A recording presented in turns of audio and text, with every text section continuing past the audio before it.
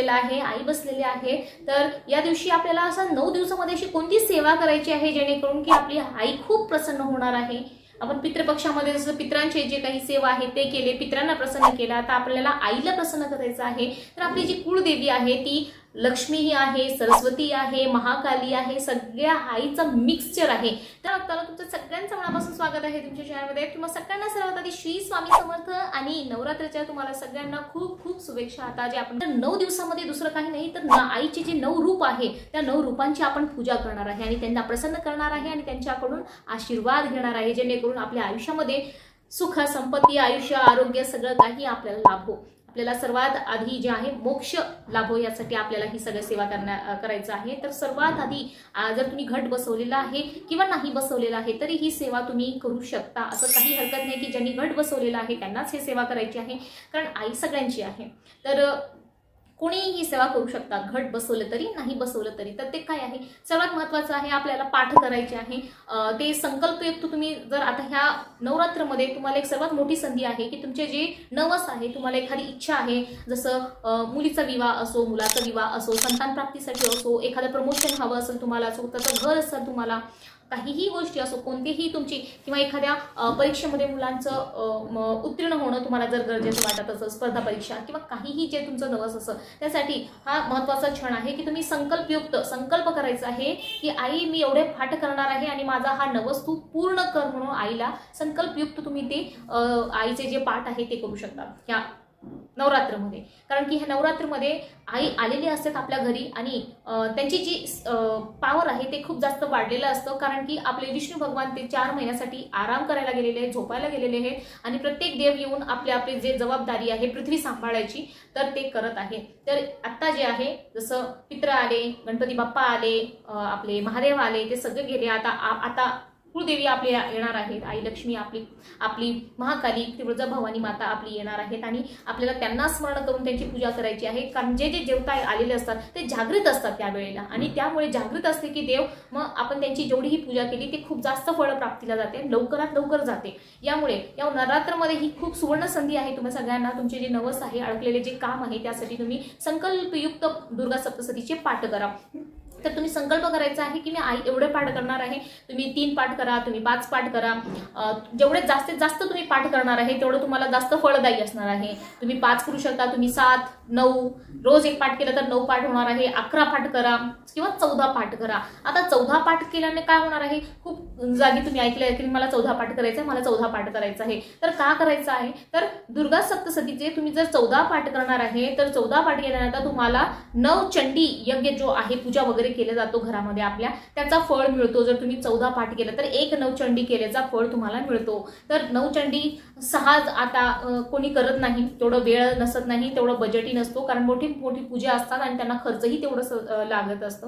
तर त्यामुळे तुम्ही एकदम साधा सोपा म्हणजे तुमच्या घरात नवरात्रामध्ये नवचंडीची पूजा करा। ते कसे करणार आहे की कमीत कमी खर्चामध्ये, खर्चच नसतं त्याला, फक्त तुम्ही 14 पाठ करा म्हणजे तुम्ही नवचंडी पूजा केल्याचं तुम्हाला फळ मिळतो। त्यामुळे 14 पाठाला जास्त महत्व आहे। तसं वेगवेगळ्या पाठाला वेगवेगळं महत्व आहे, पण तुम्ही संकल्पयुक्त तुमच्या यथाशक्ती जेवढं तुमच्याने होणार आहे, 14 कोणी 28 करणार असेल, खूप जास्त प्रॉब्लेम आहे, खूप जास्त विकट परिस्थिती आहे तर ते 28 सुद्धा पाठ करतात, तेवढं तुम्ही पाठ करणार आहे तेवढं तुमच्यामध्ये आत्मविश्वास येणार आहे, तुमच्या शक्ती येणार आहे आणि लवकरात लवकर तुमचं जे प्रॉब्लेम आहे तो सॉल्व्ह होणार आहे, तुमचा नवस पूर्ण होणार आहे। त्यामुळे दुर्गा सप्तशतीचा पाठ ही अत्यंत महत्त्वाची सेवा आहे। फक्त घट बसवलं, पूजा आरती केली तर तुम्ही हे सुद्धा करा जेणेकरून लवकरात लवकर तुमची जे प्रॉब्लेम आहे त्याच्यातून तुम्हाला सुटका होणार आहे। किंवा घट नाहीही बसवलं तर तुम्ही संकल्पयुक्त हे करू शकता जेणेकरून तुमच्या आयुष्यातले प्रॉब्लेम नाहीसे होणार आहे। तर दुर्गा सप्तशतीचा पाठ आता 14 कसा करायचा किंवा कोणतेही कसं करायचं, तर सुरूपासून ते शेवटपर्यंत आपल्याला सगळं वाचायचं आहे, असं नाही की हे नाही वाचायचं ते नाही वाचायचं आहे। आपल्याला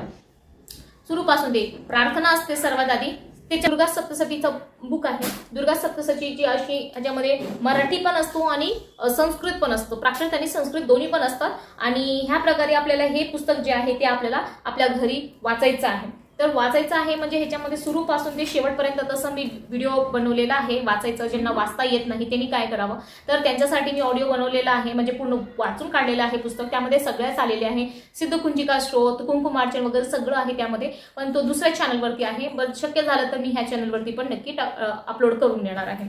पण काय वाचायचं आहे आपल्याला, तर सर्वात आधी तुम्हाला संकल्प करायचा आहे आणि त्यानंतर प्रार्थनापासून सुरूचं जे प्रार्थना आहे स्वामीचं, तर ते प्रार्थनापासून आपल्याला सगळंच वाचायचं. प्रार्थना वाचायचं आहे, एक माळ श्री स्वामी समर्थांचा जप करताय, अवतरणिका नाही वाचायची आपल्याला, पाठविधी नाही, मंगलाचरण नाही वाचायचंय. त्यानंतर दुर्गाय नमः, दुर्गा स्तोत्र तुम्ही जर म्हणलं तर तेही चांगलं असतं, कारण दुर्गेचे नाव दिलेले आहे त्याच्यामध्ये. दुर्गा स्तोत्र नामस्त्रोत आहे, म्हणजे आई दुर्गेंचे ह्याच्यामध्ये नाव दिलेले आहेत सगळे. तर तुम्ही जर हे केलं तर तरी अतिशय चांगला आहे, आणि तोही फक्त 1-2 पानाचा आहे, म्हणजे 2 मिनिटात होऊन जाणार. खूप चांगली सेवा आहे दुर्गांचा. त्यानंतर देवा कवचम पासून आपल्याला सुरूपासून सगळंच वाचायचं. देवा कवचम, अर्गला स्तोत्रम, कीलक स्तोत्रम, रात्री सूक्त. त्यानंतर आपला अध्याय पहिला ते अध्याय 13 अध्याय, त्याच्यामध्ये 13 अध्यायपर्यंत वाचायचा. आणि त्यानंतर आपले जे दुसरे हे आहेत, जसं की तंत्रोक्त देवी सूक्त आहे, वैकृतिक रहस्य, प्रार्थनिक रहस्य, वैकृतिक रहस्य, आणि त्यानंतर आपली मूर्ती रहस्य. आणि मूर्ती रहस्याच्या नंतर तुम्हाला काय करायचं आहे की दुर्गा आईचे तुम्हाला जर वाटत असेल की नाही मला अजून चांगली सेवा करायची आहे, तर मूर्ती रहस्याच्या नंतर तुम्हाला कुंकुमार्चन करायचं आहे. जे श्रीसूक्त आहे ते कुंकू आपल्या हातात घ्यायचं, नमो नमः म्हणून कुंकुमार्चन करायचं आहे.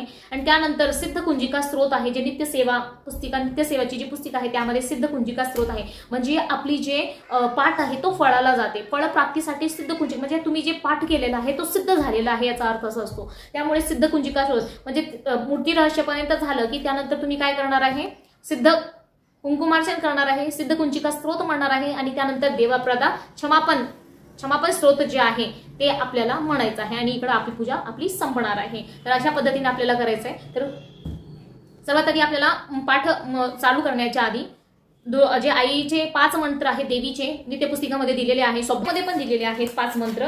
तर ते 5 मंत्र आपल्याला म्हणायचं आहे. देही सौभाग्यम आरोग्यम, देही मेम परम सुखम, रूपम देही, जयम देही, यशो देही, द्विशो जही. हे 5 मंत्र आहे देवीचे, ते 5 मंत्र आपल्याला म्हणायचं आहे. आणि तुम्हाला काही प्रॉब्लेम असेल, काही विचारायचं असेल तर ते ह्याच्यामध्ये पूर्ण दिलेली आहे की सेवा कशी करायची आहे, तर ते तुम्ही त्याच्यावरती एकदा नजर फिरून घ्या.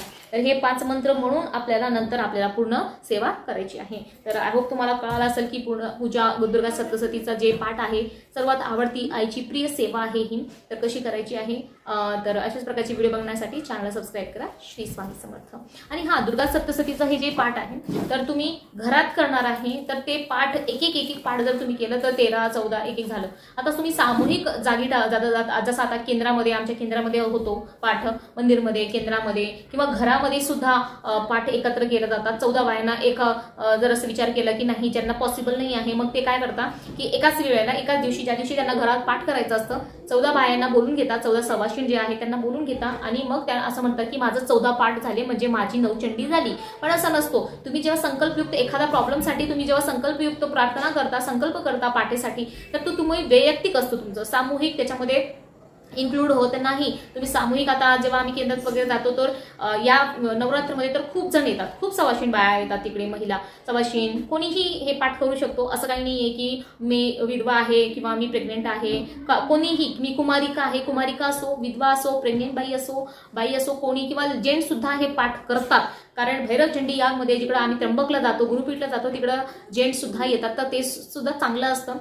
तर सगळ्या करू शकतात, असं काही नाही. लहान मुलं सुद्धा करू शकतात, काही हरकत नाही आहे. आणि जेव्हा बाहेर जातो तर ते सामूहिक होतं. तर ॲट अ टाइम जर एका वेळेला तिकडे 100-200 बाया येतात, म्हणजे असं नाही की माझे 100-200 पाठ झालेले आहे, पण ते वैयक्तिक कारणासाठी नाही आहे. म्हणजे एक संकल्प करून जर तुम्ही करत आहे तर तुम्ही घरी एक म्हणूनच तुम्हाला करावं लागणार आहे. सामूहिक ठिकाणी जेवढेही तुम्ही पाठ केलेला आहे ते संकल्पमध्ये धरलं जाणार नाही, त्याला नाही धरू शकत आपण. तर संकल्प करून तुम्हाला जर 14 करणार आहे तर तुम्ही 9 दिवसामध्ये 9 करा, आणि जे 3-4 आहे ते एक दिवशी 2-2 करून असं तुम्ही हे 14 पाठ करू शकता. पण जे सामूहिक पाठ आहे ते ह्याच्यामध्ये गृहीत नाही धरला जाणार आहे.